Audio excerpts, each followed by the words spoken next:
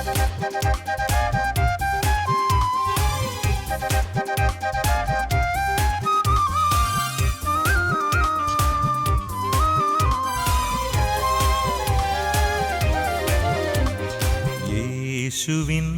വാഗ്ദാനമേ പാവനാത്മനേ, ജീവൻ നൽകുന്ന ചൈതന്യമേ പരിശുദ്ധാത്മാവേ. യേശുവിൻ വാഗ്ദാനമേ പാവനാത്മനേ, ജീവൻ നൽകുന്ന ചൈതന്യമേ പരിശുദ്ധാത്മാവേ.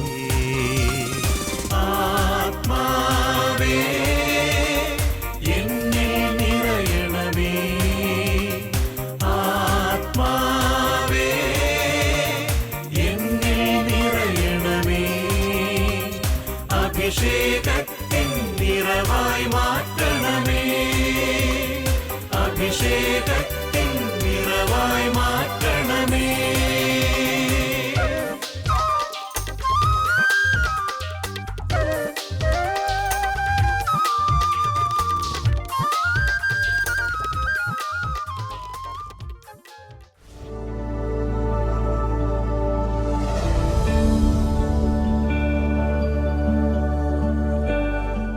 ഷേമ ഇസ്രായേലിൻ്റെ ഒരു പുതിയ അധ്യായത്തിലേക്ക് യേശുവിൻ്റെ നാമത്തിൽ ഏവർക്കും സ്വാഗതം.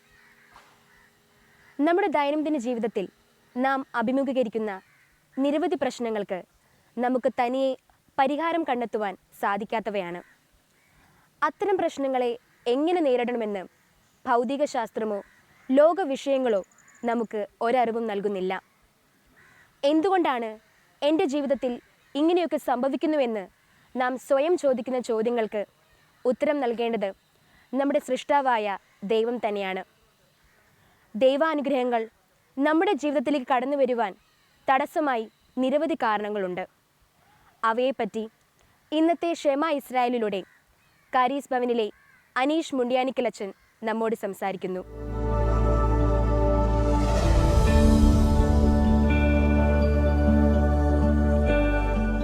മിശിഹായിൽ ഏറ്റവും സ്നേഹം നിറഞ്ഞവരെ, ഇന്നത്തെ ഷേമ ഇസ്രായേലിലൂടെ നമ്മൾ ശ്രവിക്കാൻ പോകുന്നത് ദൈവത്തിൻ്റെ വചനം ദൈവാനുഗ്രഹത്തിലേക്ക് നയിക്കുന്ന കാര്യങ്ങൾ സംസാരിക്കുമ്പോൾ ഏതൊക്കെ മാർഗങ്ങളാണ് നമ്മുടെ ജീവിതത്തിൽ പ്രത്യേകമായി നമ്മൾ അവലംബിക്കേണ്ടത് എന്ന് വചനം നമ്മളോട് സംസാരിക്കുന്നുണ്ട്. ഉൽപ്പത്തിയുടെ പുസ്തകം 9-ാമത്തെ അധ്യായത്തിൽ നോഹയുടെ 3 മക്കളെക്കുറിച്ച് നമ്മൾ വായിക്കുന്നുണ്ട്. അവർ ഷേം, ഹാം, യാഫത്ത് എന്നീ 3 മക്കൾ, നോഹയുടെ മക്കളെക്കുറിച്ച് ഉൽപ്പത്തിയുടെ പുസ്തകം 9-ാം അധ്യായം നമ്മളോട് സംസാരിക്കുന്നു. ഈ 3 പേരും നോഹയുടെ പ്രിയപ്പെട്ട മക്കളായിരുന്നു.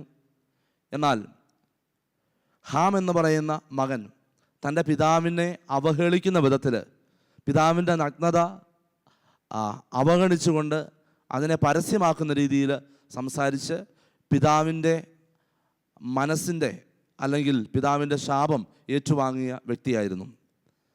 ആ വ്യക്തിയുടെ ജീവിതം അതോടുകൂടി അവസാനിക്കുന്നതായി നമ്മൾ കാണുന്നുണ്ട്.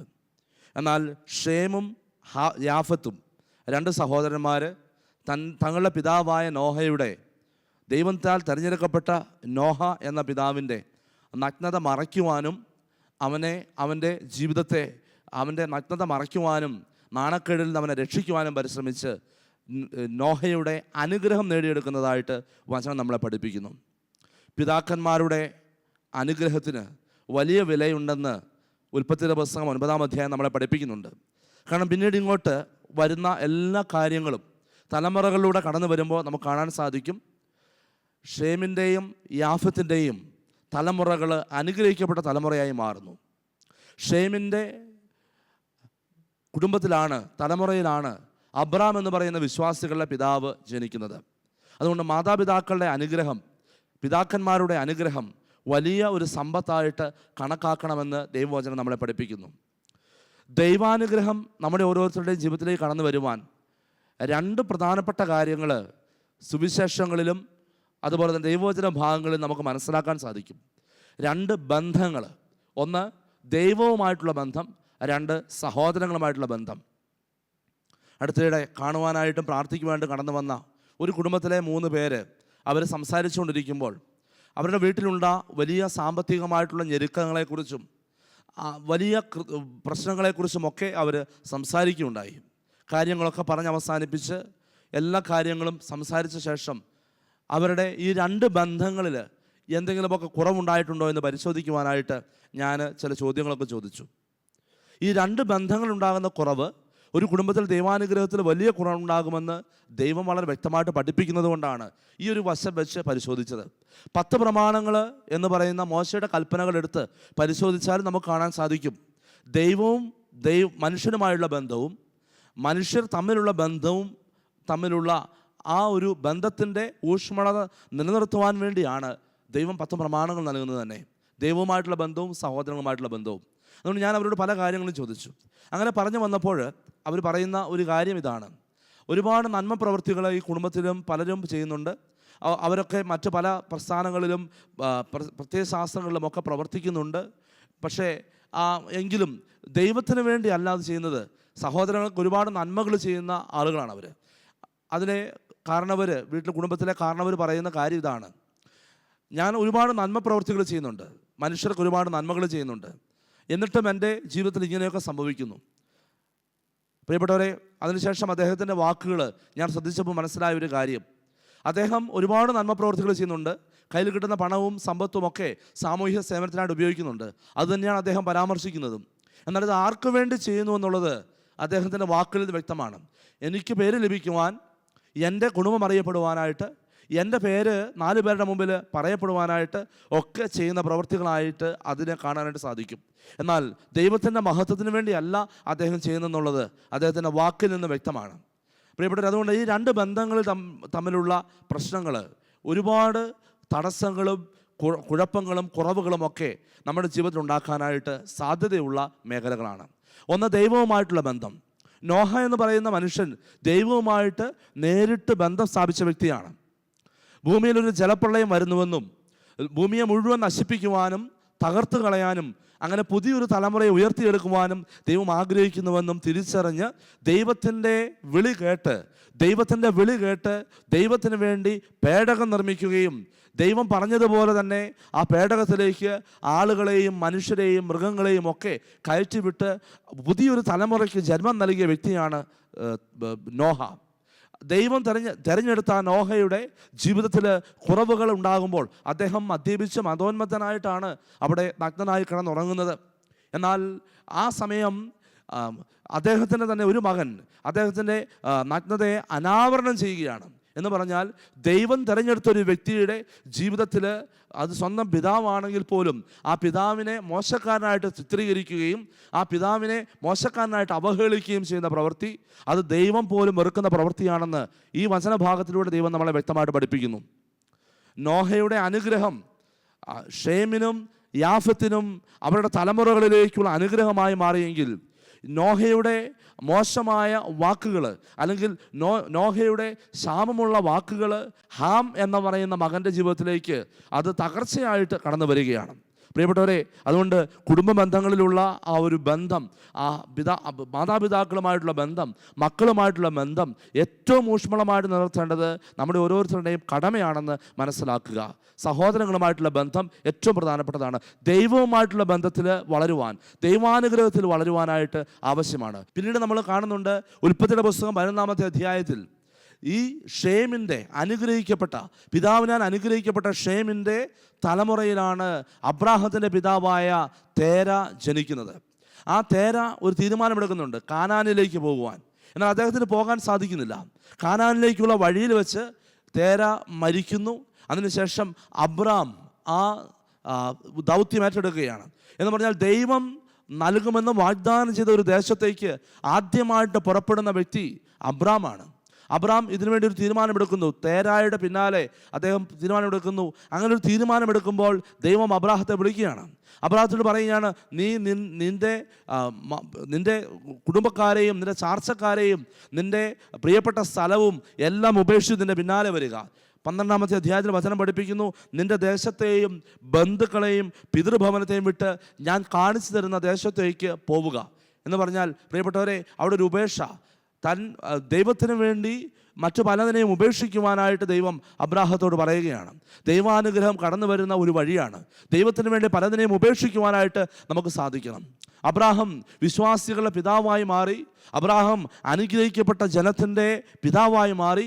ഇന്നും നമ്മളൊക്കെ പേര് ചൊല്ലി വിളിക്കുന്ന പിതാക്കന്മാരുടെ പിതാവായ അബ്രാഹമേ എന്ന് പേര് ചൊല്ലി വിളിക്കുന്ന ഒരു പേരിനുടമയായിട്ട് അബ്രാഹം മാറിയെങ്കിൽ അതിന് പിന്നിൽ ഒന്ന് തൻ്റെ പിതാവായ തേരായുടെയും അതിന് മുൻ തലമുറക്കാരായ ഷേമിൻ്റെയും അനുഗ്രഹത്തിൻ്റെ പിതൃ അനുഗ്രഹത്തിൻ്റെ ഒക്കെ വഴികളുണ്ട്.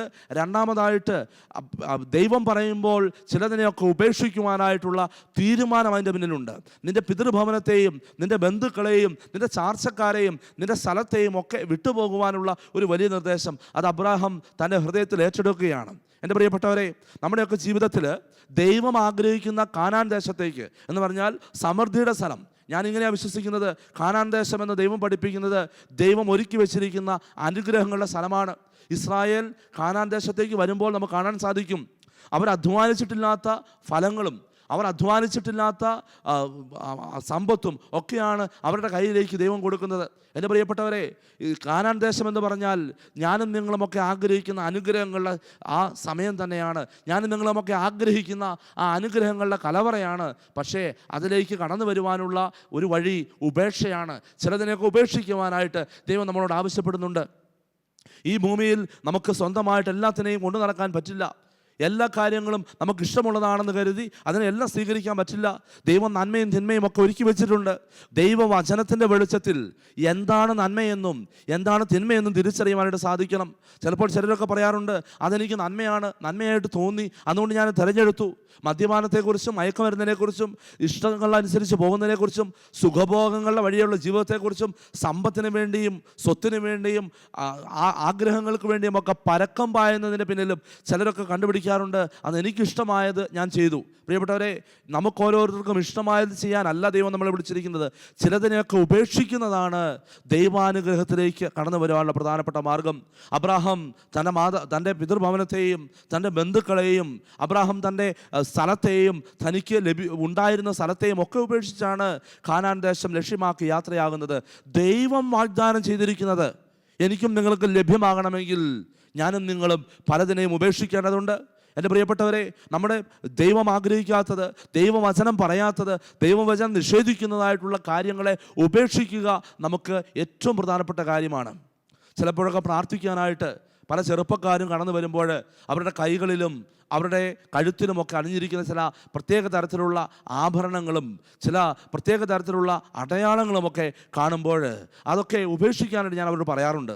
പ്രത്യേകിച്ച് ധ്യാനം കൂടുമ്പോഴും അങ്ങനെയുള്ള ശുശ്രൂഷകൾ സംബന്ധിക്കുമ്പോഴും അനുഗ്രഹങ്ങൾ ആഗ്രഹിച്ച്, മാനസാന്തരം ആഗ്രഹിച്ച്, അല്ലെങ്കിൽ മാറ്റങ്ങൾ ആഗ്രഹിച്ച് ധ്യാനത്തിലൊക്കെ സംബന്ധിക്കുമ്പോൾ ഇത്തരം വസ്തുക്കൾ ഉപേക്ഷിക്കുവാനായിട്ട് പറയാറുണ്ട്.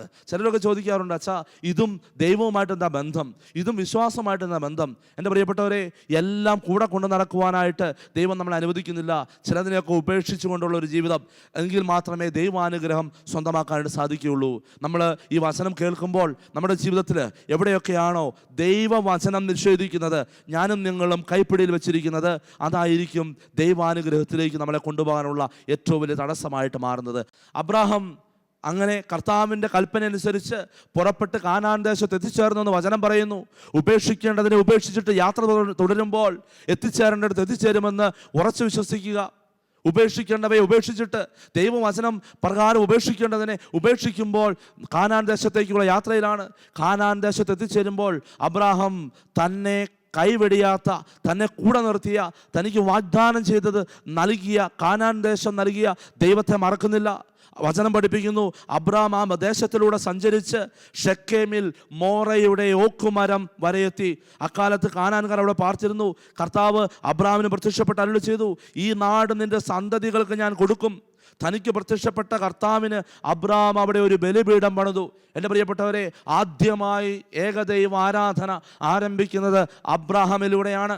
കാനാൻ ദേശത്ത് എത്തിച്ചേർന്ന അബ്രാം തന്നെ വിളിച്ച ദൈവത്തെ മറന്നില്ല. ഉപേക്ഷിക്കുമ്പോൾ അനുഗ്രഹം നൽകുന്ന ദൈവത്തെ മറന്നില്ല. നോഹയിലൂടെ തൻ്റെ തലമുറകളെ, ഷേമിലൂടെ തലമുറകളെ അനുഗ്രഹിച്ച ദൈവത്തെ മറന്നില്ല. അദ്ദേഹം അവിടെ ആദ്യമായി ഒരു ബലിപീഠം നിർമ്മിക്കുകയാണ്. ദൈവത്താൽ തിരഞ്ഞെടുക്കപ്പെട്ട നോഹ ബലിപീഠം നിർമ്മിച്ചില്ല. ദൈവത്താൽ തിരഞ്ഞെടുക്കപ്പെട്ട ഷേം ബലിപീഠം നിർമ്മിച്ചില്ല. അബ്രാഹത്തിൻ്റെ പിതാവ് തേര ബലിപീഠം നിർമ്മിച്ചില്ല. എന്നാൽ അബ്രാഹം എല്ലാത്തിനെയും കയ്യിലുള്ളതിനെയൊക്കെ ദൈവത്തിന് വേണ്ടി ഉപേക്ഷിച്ച ശേഷം അവനൊരു ബലിപീഠം പണിയുകയാണ്. അപ്പോൾ അതിനു മുമ്പായി ദൈവം കൊടുക്കുന്ന വാഗ്ദാനത്തെ നമുക്കൊന്ന് കേൾക്കാം. കർത്താവ് അബ്രാഹത്തോട് പറഞ്ഞു, ഈ നാട് നിൻ്റെ സന്തതികൾക്ക് ഞാൻ കൊടുക്കും, നിൻ്റെ തലമുറകൾക്ക് ഞാൻ കൊടുക്കും. വചനം പ്രത്യേകം പറയുന്നു, അബ്രാഹത്തിൻ്റെ ഭാര്യ സാറായി വന്ധ്യയായിരുന്നു.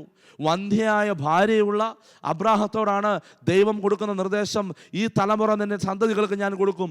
അബ്രാഹം അതും സന്തോഷത്തോടെ ഏറ്റെടുത്തു. പ്രിയപ്പെട്ടവർ, ഇവിടെയാണ് വിശ്വാസം ആരംഭിക്കുന്നത്. വിശ്വാസം ആരംഭിക്കുന്നിടത്ത് കർത്താവ് അത്ഭുതങ്ങൾ പ്രവർത്തിക്കുക തന്നെ ചെയ്യും. കാണാൻ കഴിയാത്ത ദൈവത്തിന് അനുഭവിക്കാൻ മാത്രം സാധിക്കുന്ന ദൈവത്തിന് അബ്രാഹം ബലിപീഠം പണിത് അവിടെ ദൈവത്തെ ആരാധിച്ചു. വീണ്ടും അബ്രാഹം അവിടുന്ന് യാത്ര ചെയ്യുകയാണ്. അബ്രാഹത്തിൻ്റെ ജീവിതം അനുഗ്രഹം നിറഞ്ഞതാണെന്ന് പറയാൻ പറ്റില്ല. കാരണം കാനാൻ ദേശത്തേക്ക് ദൈവം അബ്രാഹത്തിന് കൊടുത്ത കാനാൻ ദേശത്ത് അവിടെ പട്ടിണി വന്നു, അവിടെ കഷ്ടപ്പാട് വന്നു. അബ്രാഹം നേരെ ഈജിപ്തിലേക്ക് പോവുകയാണ്. ഇസ്രായേലിൻ്റെ ജീവിതവും നമ്മുടെ കർത്താവിൻ്റെ ജീവിതവുമായിട്ട് ഒരുപാട് ബന്ധമുള്ള സ്ഥലമാണല്ലോ ഈജിപ്ത്. എപ്പോഴൊക്കെ രക്ഷപ്പെടാനായിട്ട് ദൈവം ആഗ്രഹിക്കുന്ന ജനത്തെ ദൈവം ഈജിപ്തിലേക്ക് നയിച്ചുവെന്ന് വചനം നമ്മളെ പഠിപ്പിക്കുന്നു. ഇവിടെ പൂർവ്വപിതാവായ അബ്രാഹാം, വിശ്വാസികളുടെ പിതാവ്, ഈജിപ്തിലേക്ക് കടന്നു പോവുകയാണ്. എന്തിനു വേണ്ടി? പട്ടിണിയിൽ നിന്നും കഷ്ടപ്പാടിൽ നിന്നും രക്ഷപ്പെടുവാനായിട്ട്. എൻ്റെ പ്രിയപ്പെട്ടവരെ, ദൈവത്താൽ തിരഞ്ഞെടുക്കപ്പെട്ടവർക്ക് ദുരിതങ്ങളും കഷ്ടപ്പാടുകളും ബുദ്ധിമുട്ടുകളും ഉണ്ടാവാതിരിക്കുക അസാധ്യമാണ്. ദുരിതങ്ങളും പ്രശ്നങ്ങളും ഒക്കെ ഉണ്ടാവും. അവിടെ ദൈവത്തിൻ്റെ സാന്നിധ്യവും കൂടെ ഉണ്ടാവും എന്നുള്ളതാണ് ഏറ്റവും വലിയ കാര്യം. അബ്രാഹത്തെ തിരഞ്ഞെടുക്കുമ്പോൾ അബ്രാഹത്തിന് മക്കളില്ല. 100 വയസ്സോടെ എടുക്കുന്ന അബ്രാഹത്തിന് മക്കളില്ല. വാഗ്ദാനങ്ങളുടെ പെരുമഴ കർത്താവ് കൊടുത്തിട്ടുണ്ട്. പ്രിയപ്പെട്ടവരെ, ഈ വചനം കേൾക്കുമ്പോൾ ദൈവം ഒരുപാട് കാര്യങ്ങൾ നമ്മളോട് സംസാരിക്കുന്നുണ്ട്. ഇല്ലായ്മയിൽ നിന്നും സൃഷ്ടിച്ചെടുക്കുവാൻ കഴിവുള്ളവനാണ് ദൈവം. നിന്റെ സങ്കടങ്ങളെ തീർത്തു തരുവാൻ കഴിവുള്ളവനാണ് ദൈവം. സങ്കടങ്ങളും ബുദ്ധിമുട്ടുകളും കഷ്ടപ്പാടുകളും ഒക്കെ ജീവിതത്തിൻ്റെ ഭാഗമാണെന്ന് തിരിച്ചറിയുക. അബ്രാഹത്തെ പോലെ വിശ്വസിച്ച് ഏറ്റെടുക്കുക. ഒന്നുമില്ലായ്മയിൽ വിശ്വസിക്കാൻ സാധിക്കണം. ഈജിപ്തിലേക്ക് അബ്രാഹത്തെ നയിക്കുകയാണ്. ഈജിപ്തിൽ ചെല്ലുമ്പോൾ അവിടെ സ്വന്തം ഭാര്യ സാറായി സഹോദരിയാണെന്ന് പറഞ്ഞ് ഈജിപ്തിലെ രാജാവിൻ്റെ മുമ്പിൽ അവതരിപ്പിക്കുന്നു. അതുമൂലമുണ്ടാകുന്ന പ്രശ്നങ്ങളൊക്കെ നമ്മൾ വചനത്തിൽ കേട്ടിട്ടുള്ളതാണ്. അവസാനം അതിൻ്റെ പ്രതിഫലമായിട്ട് ഈജിപ്തിൽ നിന്നും ഒരുപാട് സമ്പത്തും ഒരുപാട് കാര്യങ്ങളുമൊക്കെ അബ്രാഹത്തിന് കിട്ടുകയാണ്. അങ്ങനെ അബ്രാഹം വീണ്ടും തിരിച്ച് യാത്രയാവുകയാണ്. അബ്രാഹമും ലോത്തും തിരിച്ച് യാത്രയാവുകയാണ്. പ്രിയപ്പെട്ടവരെ, ദൈവത്തിൽ വിശ്വസിക്കുന്ന ഒരു വ്യക്തിക്ക് അവൻ്റെ ജീവിതത്തിൽ ഒരുപാട് അനുഗ്രഹങ്ങൾ കടന്നു വരുവാനുള്ള സമയം അത് കാത്തിരുന്ന് തന്നെ നേടിയെടുക്കണം. ദൈവവുമായിട്ട് ബന്ധപ്പെട്ട് ദൈവത്തിൽ അടിയുറച്ച് വിശ്വസിച്ച് പോകുന്ന ഒരു വ്യക്തിയെ സംബന്ധിച്ചിടത്തോളം അവന് ചെയ്യേണ്ട 2 കാര്യങ്ങൾ: 1 പ്രാർത്ഥിക്കുക, 2 പ്രാർത്ഥിച്ച് കാത്തിരിക്കുന്ന ഒരു വ്യക്തിയുടെ ജീവിതത്തിൽ കർത്താവ് പ്രവർത്തിക്കുക തന്നെ ചെയ്യും. കർത്താവ് അബ്രാഹത്തിൻ്റെ ദർശനത്തിൽ ഒരു അരുളപ്പാടുണ്ടായി. അബ്രാം, ഭയപ്പെടേണ്ട, ഞാൻ നിനക്ക് പരിചയമാണ്, നിന്റെ പ്രതിഫലം വലുതായിരിക്കും. അബ്രാം തിരിച്ചു ചോദിക്കുന്ന ചോദ്യം ഇതാണ്. അബ്രാം ചോദിച്ചു, കർത്താവായ ദൈവമേ, സന്താനങ്ങളില്ലാത്ത എനിക്ക് എന്ത് പ്രതിഫലമാണ് ലഭിക്കുക? ദമാസ്കസുകാരൻ ഏലിയസറാണ് എൻ്റെ വീടിൻ്റെ അവകാശി. ഇതൊക്കെ പറയുമ്പോൾ കർത്താവ് പറയുകയാണ്, വീണ്ടും അവന് കർത്താവിൻ്റെ അരുളപ്പാടുണ്ടായി, നിൻ്റെ അവകാശി അവനായിരിക്കുകയില്ല, നിൻ്റെ മകൻ തന്നെ ആയിരിക്കും. ആകാശത്തേക്ക് നോക്കുക. അബ്രാഹത്തെ വിളിച്ചുകൊണ്ട് പുറത്തേക്ക് ഇറങ്ങുകയാണ്. ആകാശത്തേക്ക് നോക്കുക.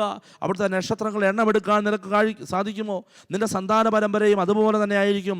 അവൻ കർത്താവിൽ വിശ്വസിച്ചു, അത് അവന് നീതീകരണമായി കണക്കാക്കി. പ്രിയപ്പെട്ടവരെ, വിശ്വാസത്താൽ നീതീകരിക്കപ്പെടുന്ന അബ്രാഹം സമ്പത്തും സ്ഥാനമാനങ്ങളും അധികാരവും ഒക്കെ നൽകുമെന്ന് പറയുമ്പോഴും അതൊക്കെ കൈവശം വയ്ക്കുവാനായിട്ടൊരു കുഞ്ഞില്ലല്ലോ എന്നുള്ള വലിയ ദുഃഖം അബ്രാഹത്തിൻ്റെ ഉള്ളിലുണ്ട്. വീണ്ടും കർത്താവ് ദർശനങ്ങൾ നൽകുമ്പോൾ, നിർദ്ദേശങ്ങൾ നൽകുമ്പോൾ അബ്രാഹത്തിനൊരു സംശയം, ഇതൊക്കെ എങ്ങനെ സാധിക്കും? ഇതൊക്കെ ആര് സ്വന്തമാക്കും? എങ്ങനെ സംഭവിക്കും? കാരണം വർഷങ്ങൾ കടന്നു പോകുന്നു, ദിവസങ്ങൾ കടന്നു പോകുന്നു, മാസങ്ങൾ കടന്നു പോകുന്നു. എന്നാണ് ഇതൊക്കെ സാധ്യമാവുക എന്ന് ദൈവത്തോട് ചോദിക്കുകയാണ്. ദൈവം വീണ്ടും ഉറപ്പ് കൊടുക്കുകയാണ്, ഞാൻ നിന്നെ അനുഗ്രഹിക്കും, ഞാൻ നിന്നെ ഉയർത്തും. നക്ഷത്രങ്ങളെ കാണിച്ചുകൊണ്ട് ഈ നക്ഷത്രക്കൂട്ടത്തെക്കാൾ വലിയൊരു ജനസമൂഹത്തെ നിനക്ക് സന്തതി പരമ്പരകളായി തരുമെന്ന് ദൈവം അബ്രാഹാമിന് വാഗ്ദാനം നൽകുകയാണ്. വചനം പഠിപ്പിക്കുന്നു, അത് അബ്രാഹാം വിശ്വസിച്ചു, അത് നീതീകരണത്തിന് കാരണമായി. പ്രിയപ്പെട്ടവരെ, ഏറ്റവും പ്രധാനപ്പെട്ട മറ്റൊരു കാര്യം, ദൈവത്തെ വിശ്വസിക്കുക. ദൈവത്തെ വിശ്വസിക്കുക. ദൈവം പറഞ്ഞ വാഗ്ദാനങ്ങളൊക്കെ പൂർത്തിയാക്കപ്പെടും. ദൈവം നിങ്ങളുടെ ജീവിതത്തിലും അനുഗ്രഹങ്ങൾ വർഷിക്കുമെന്ന് പറഞ്ഞിട്ടുണ്ടെങ്കിൽ കർത്താവ് അനുഗ്രഹങ്ങൾ വർഷിക്കും.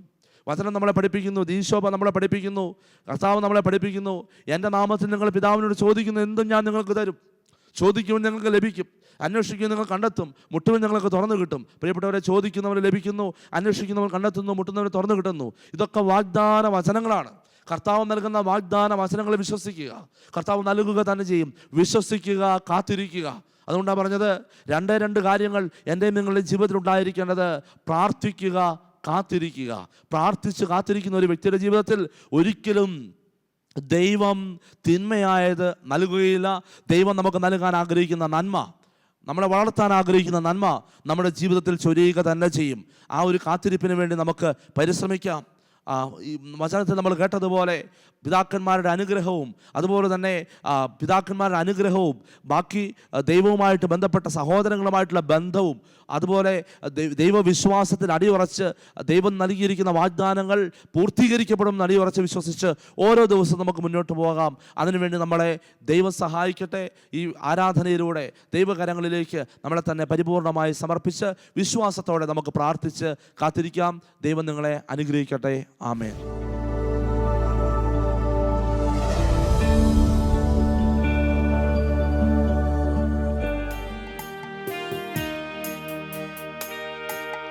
ആത്മാവിൽ നിറയുന്ന സംഗീതനം, അകതാരിൽ നിന്നുയരും സ്തുതികീർത്തനം, ഓരോ അണുവിലും കുടികൊള്ളും ചൈതന്യമേ, ഒരു വേള പോലും ഞാൻ പിരിയാതെ പാടിടാം.